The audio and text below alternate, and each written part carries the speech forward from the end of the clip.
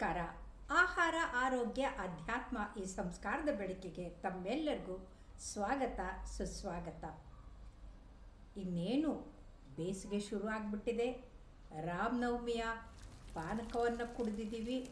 ಯಾಕೆ ಪಾನಕ ಕುಡಿದಿದ್ದೀವಿ ಅಂತ ತಿಳ್ಕೊಂಡಿದ್ದೀವಿ. ಆದರೆ ಆ ಪಾನಕಕ್ಕೆ ಬೇಕಾಗುವ ನೀರಿನ ಬಗ್ಗೆ ಮಹತ್ವ ತಿಳ್ಕೊಂಡಿಲ್ಲ. ಈ ನೀರನ್ನು ಆಹಾರವಾಗಿ, ಆರೋಗ್ಯಕ್ಕಾಗಿ, ಆಧ್ಯಾತ್ಮಕ್ಕಾಗಿ ಹೇಗೆ ಬಳಸ್ತೀವಿ ಅಂತ ಹಂತ ಹಂತವಾಗಿ ತಿಳ್ಕೊಳ್ಳೋಣ. ಮೊದಲು ಆಹಾರಕ್ಕೆ ನೀರು ಎಷ್ಟು ಮುಖ್ಯ ಅಂತ ತಿಳ್ಕೊಳ್ಳೋಣ. ನಮ್ಮ ಶರೀರದಲ್ಲಿ 70% ನೀರಿದೆ. ಇಡೀ ಪೃಥ್ವಿಯ ಮೇಲೆ 70% ನೀರಿದೆ. ಆದರೆ ಆ ನೀರಿಲ್ಲದೆ ನಾವು 3 ದಿನ ಕೂಡ ಬದುಕೋಕ್ಕಾಗಲ್ಲ. 3 ದಿನದಲ್ಲಿ ನಾವು ನೀರು ಕುಡಿದೇ ಇದ್ದರೆ ನಿತ್ರಾಣವಾಗಿ ಸತ್ತು ಹೋಗ್ತೀವಿ. ಹಾಗಾಗಿ ನೀರಿನ ಮಹತ್ವವನ್ನು ತಿಳ್ಕೊಳ್ಳೋದು ಭಾಳ ಮುಖ್ಯ. ನೀರು ಅಂತಂದರೆ H2O ಅಂತ. H2O ಅಂತ ನೀರು ಅಂತ ನಾವು ಅಂದ್ಕೊಂಡ್ರೂ ಕೂಡ ನಮಗೆ ಹೇಗೆ ಮುಖ್ಯ ಅಂತಂದರೆ, ನಮ್ಮ ಶರೀರದಲ್ಲಿರುವಂಥ ರಕ್ತ ಚಲನೆ ಆಗೋಕ್ಕೆ ನೀರಿನಂಶ ಭಾಳ ಮುಖ್ಯ. 5 ಲೀಟರ್ ರಕ್ತದಲ್ಲಿ ಪ್ರಮುಖವಾಗಿ 70% ನೀರೇ ಇರುತ್ತೆ. ಇನ್ನು ನೀರು ಮಳೆಯಾಗಿ ಸುರಿದು, ನದಿಯಾಗಿ ಹರಿದು, ಹೊಂಡವಾಗಿ ನಿಂತ್ಕೊಂಡು ಭೂಮಿಯನ್ನು ಬಿತ್ತಂಥ ಬೀಜಗಳನ್ನು ಅದು ಮೊಳಕೆ ಒಡೋ ಹಾಗೆ ಮಾಡಿ ಫಲವಾಗಿ, ಸಫಲವಾಗಿ, ಹಣ್ಣಾಗಿ, ಹೂವಾಗಿ, ತರಕಾರಿಯಾಗಿ, ಏನೇ ಆಗಿ ಅದು ಕಾಳಾಗಿ ಬೆಳೆದಾಗ ನಾವು ಅದನ್ನು ಆಹಾರವಾಗಿ ಸೇವಿಸ್ತೀವಿ. ಈ ಆಹಾರ ಉತ್ಪತ್ತಿಗೆ ನೀರು ಭಾಳ ಮುಖ್ಯ. ಮಳೆ ಬಂದರೆ ಫಸಲು, ಮಳೆ ಇಲ್ಲದಿದ್ದರೆ ಫಸಲಿಲ್ಲ, ನಮಗೆ ಹೊಟ್ಟೆಗಿಲ್ಲ. ಬರಗಾಲ ಬಂತು ಅಂದರೆ ಎಲ್ಲರೂ ಸಾಯಬೇಕಾಗಿದ್ದೆ, ಹೊಟ್ಟೆಗಿಲ್ಲದೆ ಸಾಯಬೇಕಾಗತ್ತೆ. ಹಾಗಾಗಿ ಮಳೆ, ನೀರು ಭಾಳ ಮುಖ್ಯ. ಅದು ಆಹಾರ ಉತ್ಪತ್ತಿಗೆ. ಇನ್ನು ಆಹಾರ ಉತ್ಪತ್ತಿಗೆ ನೀರು ಮುಖ್ಯ ಅನ್ನೋದು ಎಲ್ಲರಿಗೂ ಗೊತ್ತು. ಆದರೆ ಆಹಾರವನ್ನು ತಗೊಂಡ್ಮೇಲೆ ನಮ್ಮ ಆಹಾರ ಅದು ಡೈಜೆಸ್ಟ್ ಆಗೋಕ್ಕೆ, ಅರಗೋಕ್ಕೆ ಅಲ್ಲೂ ನೀರು ಭಾಳ ಮುಖ್ಯ. ನಮ್ಮ ಹೊಟ್ಟೆ ಮಿಕ್ಸರ್ ಹಾಗೆ.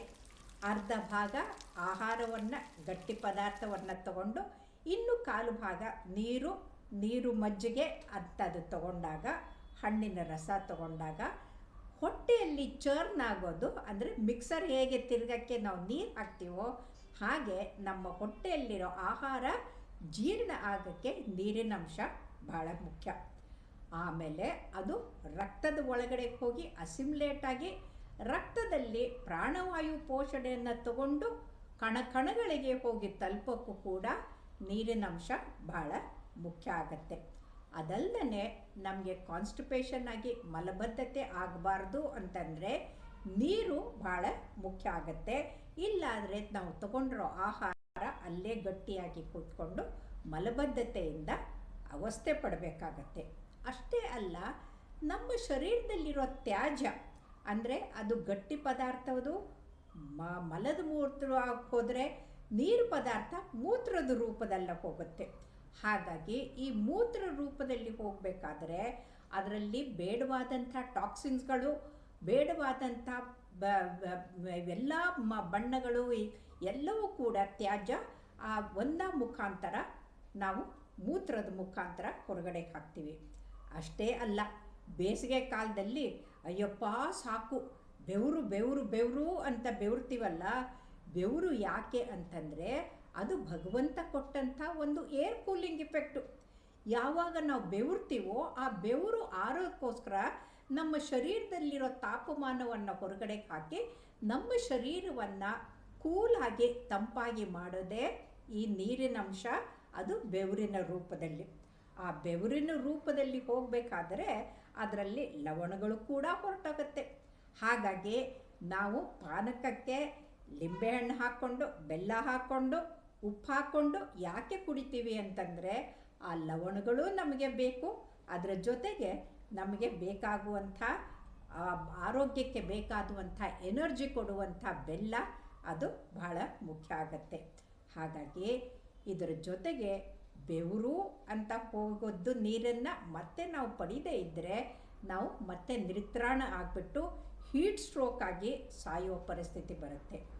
ಅಷ್ಟೇ ಅಲ್ಲ, ನಾವು ಏನಾದರೂ ಅಪ್ಪಿತಪ್ಪಿ ಕೆಟ್ಟದ ಪದಾರ್ಥವನ್ನು ತಿಂದು ಅಥವಾ ಪೆಸ್ಟಿಸೈಡನ್ನು ಇರುವಂಥ ಹಣ್ಣನ್ನು ತಿಂದು ಅಥವಾ ಫುಡ್ ಪಾಯ್ಸನಿಂಗ್ ಆಗಿದ್ದೇ ಆದರೆ ವಾಂತಿ ಭೇದಿ ಶುರು ಆಗಿಬಿಡುತ್ತೆ. ಆ ವಾಂತಿ ಭೇದಿಯಲ್ಲಿ ನೀರು ಹೋದಾಗ ಮತ್ತೆ ಬೇಕಾಗಿರೋದೇ ನೀರು.